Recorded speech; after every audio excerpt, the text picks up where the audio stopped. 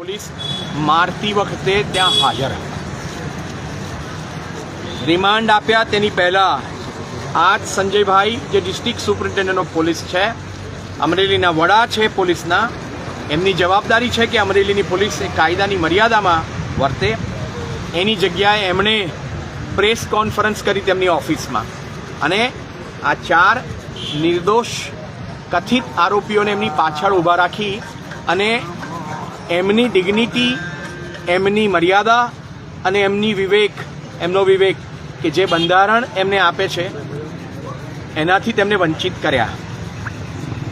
આ લોકો કંઈ આતંકવાદી નથી, આ લોકો કંઈ મોટા બુટલેગર નથી, આ લોકોએ કોઈ ખૂન નથી કર્યા, આ લોકો કોઈ ડ્રગ પેડલર નથી, અને છતાં પણ એમને મજબૂર કરીને ડીએસપીએ એમની પાછળ ઊભા રાખ્યા કે જ્યારે બહુ મોટા પીડ ગુનેગારો હોય. એટલે આજે ડિસ્ટ્રિક્ટ સુપ્રિન્ટેન્ડન્ટ પોલીસને કહ્યું કે જે ઘટના આ પાટીદાર દીકરી સાથે થઈ છે એ સિવાય બાકીના 3 આરોપીઓને પણ પોલીસ કસ્ટડીમાં મારવામાં આવ્યા છે. અને એમને જ્યારે મારતા હતા ત્યારે આ ડિસ્ટ્રિક્ટ સુપ્રિન્ટેન્ડન્ટ ઓફ પોલીસે હાજર હતા ત્યાં. એટલે અમારા પ્રમાણે, આ દીકરી પ્રમાણે, અમરેલીના ડિસ્ટ્રિક્ટ સુપ્રિન્ટેન્ડન્ટ ઓફ પોલીસ એ કસ્ટડીની અંદર જે અત્યાચાર થયો તેને માટેનો આરોપી નંબર 1 છે. અને મુખ્ય આરોપી એ ડિસ્ટ્રિક્ટ સુપ્રિન્ટેન્ડન્ટ ઓફ પોલીસ હોય, એની હાથ નીચે કામ કરતા ઓફિસરોને તપાસ સોંપાય કે અમરેલીની પોલીસે અત્યાચાર કર્યો છે કે નહીં. એની નિષ્પક્ષતાની અંદર દીકરીને વિશ્વાસ નથી, એટલે અમે સીટને સ્વીકાર કરતા નથી. નંબર 2 કે જ્યારે તમે આ દીકરીને તપાસ અંતે નિર્દોષ જાહેર કરી છે અને 189 હેઠળ તમે એક્ઝોનરેશન રિપોર્ટ તમે કોર્ટની અંદર મૂક્યો છે અને તમે એ સ્પષ્ટ નિષ્કર્ષ પર ઉતર્યા છો કે આ દીકરીનો કોઈ ગુનો આ ગુનાની અંદર નથી. એના પછી તમે સીટના નામે આટલી બધી મોટા પાયે પોલીસ તમે મૂકો. ગઈકાલે આજે હું પણ જ્યારે ગયો ત્યારે અનેક પોલીસ કર્મીઓ ત્યાં હતા, અનેક એમના વેહિકલ હતા. હું મારી જાતને પૂછું છું કે આ દીકરીને તમે નિર્દોષ જાહેર કરી, એના પછી તેના ઘરની આસપાસ આટલી બધી પોલીસ મૂકવાની તમારે જરૂરત શું છે? તમે આ પોલીસ મૂકીને તેનું રક્ષણ કરો છો? અને કઈ પોલીસ તેનું રક્ષણ આપે છે? જે અમરેલીની પોલીસે આ દીકરીને તેના સ્વાભિમાનથી વંચિત કરી છે તે જ અમરેલીની પોલીસ આનું રક્ષણ કરશે. અમે અત્યારે બીજી માંગ કરી કે અમારે અમરેલી પોલીસના રક્ષણની જરૂર નથી. ત્રીજી માંગ કરી કે તત્કાલ ધોરણે સુપ્રીમ કોર્ટના પુટ્ટાસ્વામીના કેસમાં સુપ્રીમ કોર્ટની બંધારણીય બેન્ચે એવું કહ્યું છે કે રાઇટ ટુ પ્રાઇવસી એ મારો મૂળભૂત અધિકાર છે. એટલે વિના વાંકે, આ તો નિર્દોષ મહિલા છે, બરોબર છે, તમે જાહેર કરી છે, તો પણ તેના ઘરની આસપાસ આટલી બધી પોલીસ, એના ગામમાં આટલી બધી પોલીસ જે 10 દિવસ પહેલાં ક્યારેય હતી નહીં. અને આ ગામ સિવાય, દીકરીના ગામ સિવાય બીજા કોઈ ગામમાં આટલી ક્યારે પોલીસ નથી. એ પોલીસની હાજરી જે છે એ બીજો અત્યાચાર છે. પહેલો અત્યાચાર તમે 27થી તે 3જીની વચ્ચે કર્યો, બીજો અત્યાચાર તમે અત્યારે કરી રહ્યા છો.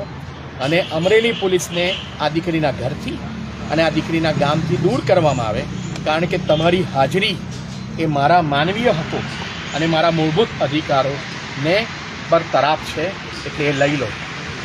આ ઉપરાંત તમે એવું કહ્યું કે કારણ કે અમારા માટે અમરેલીના district superintendent of police Sanjay ભાઈ એ મૂળ અને મુખ્ય આરોપી છે. એના સિવાય cyber cell, SOG, DCB crime અને એલસીડી અને સાથે અમરેલી સિટી પોલીસ સ્ટેશનના દરેક પોલીસ કર્મચારીઓ અને ઓફિસરો અને પોલીસ પર્સનલો જે લોકોએ આને રાત્રે ઉપાડી છે, જે લોકોએ એને મારી છે, અન્ય આરોપીઓને માર્યા છે, જે લોકો સરઘસની આસપાસ ઊભા હતા અને આ દીકરીઓનું ચીરહરણ કરવા માટે રક્ષણ આપતા હતા, અને ત્યાર પછી પણ રિમાન્ડ લેતી વખતે એમ કે આ પીડ ગુનેગાર છે અને 3 દિવસમાં પલટી મારીને એમ કહે છે કે એમની સામે કોઈ ગુનો બનતો નથી, અમારી પાસે કોઈ પુરાવો નથી. તે પરિસ્થિતિની અંદર અમે આવતા દિવસોમાં રાજ્યના પોલીસ મહાનિર્દેશકને દીકરી વતી પોલીસ